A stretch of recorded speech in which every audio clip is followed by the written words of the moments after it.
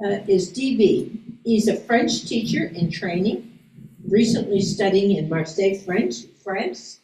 Upon returning to Canada, he participated in Palestine encampments and demonstrations at which Socialist Action was present. DB speaks 3 languages and is 19 years old and lives in Whitby, Ontario. DB. Thank you. Now I'm 20, actually. Yeah, I just turned 20 in August. But yes, when I joined SA, I was 19. Happy birthday. Thank you, although it's 2.5 months late for that, but nonetheless. Okay, so can everyone hear me? Am I audible? Great. So first of all, I must thank Barry for giving me the opportunity to speak here. When I was in communication with him about it, I was, initially really surprised that, I was chosen. I'm only 20. What do I have to talk about? What have I really seen in comparison? And listening to speeches from Bina, for example, and all of her experience, I really felt like I didn't have, all that much in comparison. But I realized, how do I say this? It's not necessarily about the destination. The journey is also what impacts you. And this is what I was focusing on when I was preparing my speech in the days before. I was mainly focusing on the journey that led me to revolutionary socialism. So when Barry was telling me that he wanted me to speak about what it means to be a revolutionary socialist, this question was in my head for days. What does it mean to be a revolutionary socialist? And I was thinking of so many different ways that I could phrase this, so many different ways I could explain this. But eventually it dawned on me that for me at least, and obviously everyone else will have a different perspective, for me being a revolutionary socialist has meant that you do not accept what you are given without saying we can do better than that. And I'll explain what I mean by that. So I didn't grow up in a political family. I basically discovered stuff in a bottom-up way. And, growing up, I had a normal childhood. I played with my friends, went to school. Anything a child would do, I did and enjoyed. But there were some things which, as I said earlier, I didn't want to accept. For a large period of my childhood, when my parents were divorced, my dad was going through some very hard financial some situations, and as a result, among other things, we would have to ride the bus everywhere. This in and of itself, is not a problem. I just came here on public transit, for example. But what the problem was, what I remember very distinctly as a child, being so horrified and confused at, was having to pay every time flat fee, regardless of how long you went, regardless of where you're going. And then when my dad finally got a car, I was amazed to see, oh wow, well, we can just go anywhere. We don't have to pay every single time. It's so much more convenient. Obviously back then, the environmental impact of driving, gas, and emissions didn't register with me. But looking back at it over the years, I've come to realize, what kind of a society can you have where people trying to take the more eco-friendly, the more collective, and the more sustainable way are the ones who really have to pay with their wallets, and driving doesn't have to be as expensive or as cumbersome for the additional privilege of destroying our environment and making the rich richer with things like the Volkswagen scandal, whereas our government is consistently underfunding public transit and making riders pay. This was one of the main things I heard about and did not want to accept as I'm a child. Thank you all. Thank you. I could give so many other more examples from Canada, but I did want to talk a bit about other things I've seen abroad that made me realize, okay, this is, not an acceptable reality we're living in. I cannot, stand down while this is happening. I will not stand down while this is happening.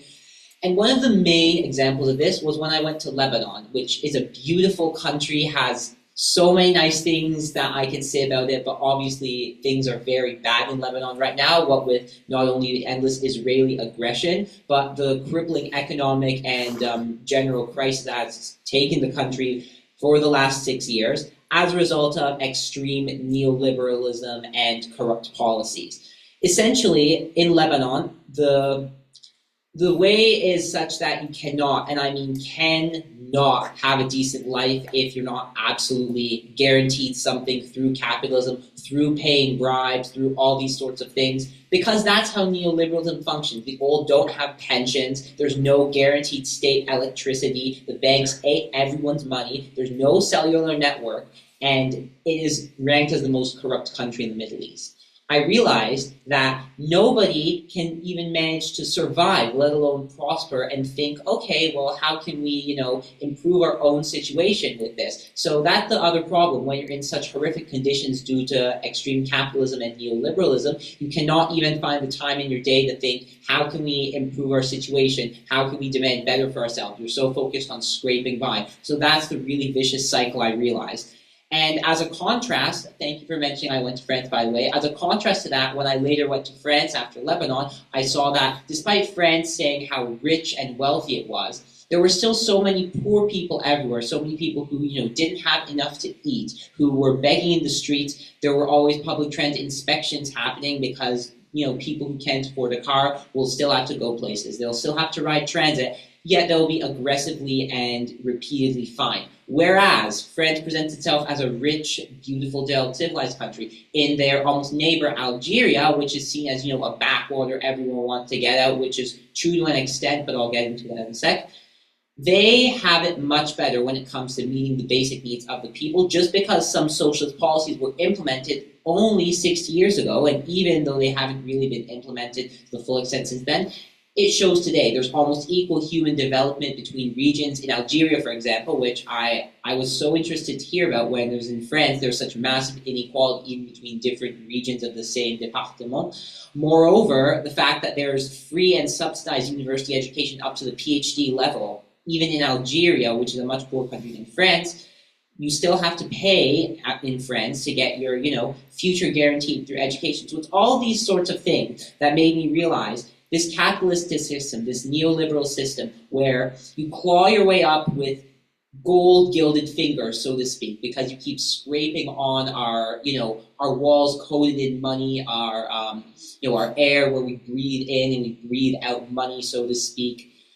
I'm using weird metaphors, but this is basically how I'm seeing it. You cannot get ahead in this world without immersing yourself in the dirty system that we're in. Now, as how I realized that this, dirty system is not the way and joined SA, like you said, I was involved in many Palestine movements, encampments, and such, and after they were done and concluded, I thought, okay, we can't just, take this lying down. We can't accept that we've been evicted. This is not what organizing is all about, when you realize that you're done and you're going to stop. So I was at a demonstration. I found Barry with this lovely banner, holding it up, Smash Israeli Apartheid, an iconic banner.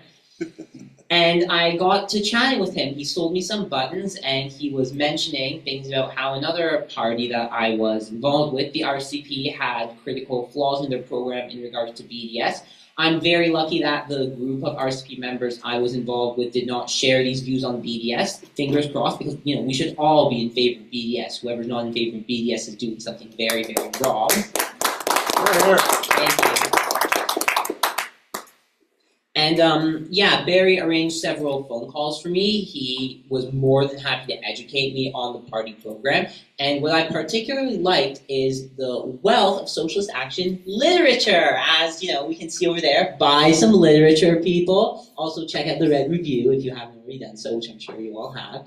I really like the critical analysis and the rejection of our status quo and system that a lot of it is explaining in the literature, and particularly in Barry's August issue of the Red Review. These sorts of things are what keep me interested, what keep me coming back, what keep me motivated to keep saying, hey, we deserve better, we can have a better future. We shouldn't just be taking this lying down. We can say, what the problem is and how and why we can fix it, rather than thinking, oh, no, it's not going to change. We just have to accept, for example, that Israel's been here for so long, they can get away with whatever they're doing. They can get all these endless weapons through the military-industrial complex from the U.S., whereas Barry wrote an excellent article rejecting this, explaining why it doesn't work. Again, this was one of the best things I ever read from SA. I really do not have enough praise for it.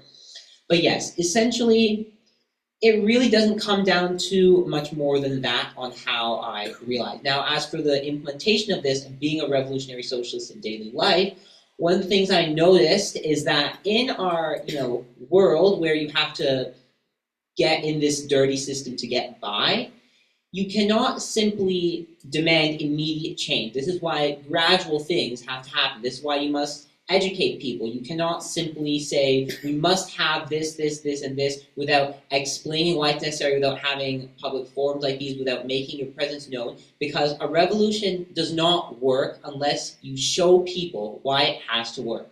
This is one of the main reasons why so many people have such a terrible view of socialism and communism, which I'm glad was mentioned earlier in regards to being pro, Soviet Union versus not pro-Soviet Union, because they don't know what actually could be done and what we are standing for. And what I like about SA is that it's always very, very clear on what its stances are, on what needs to be done. It's always making its presence known and visible. And this is what's needed in our modern world, where we don't even have a clear view of what's going on because we're just too focused on getting our basic needs, hand to mouth, rent paid. Whereas SA is making the path clear. If you can understand what's going on around you, you can understand why the suffering you're experiencing and other people are experiencing on a daily basis is happening. Hint, hint, it's because the top dogs feel like they need to line their pockets more than lining our stomachs and the, stomachs of everyone else. Then you can work towards demanding a better future.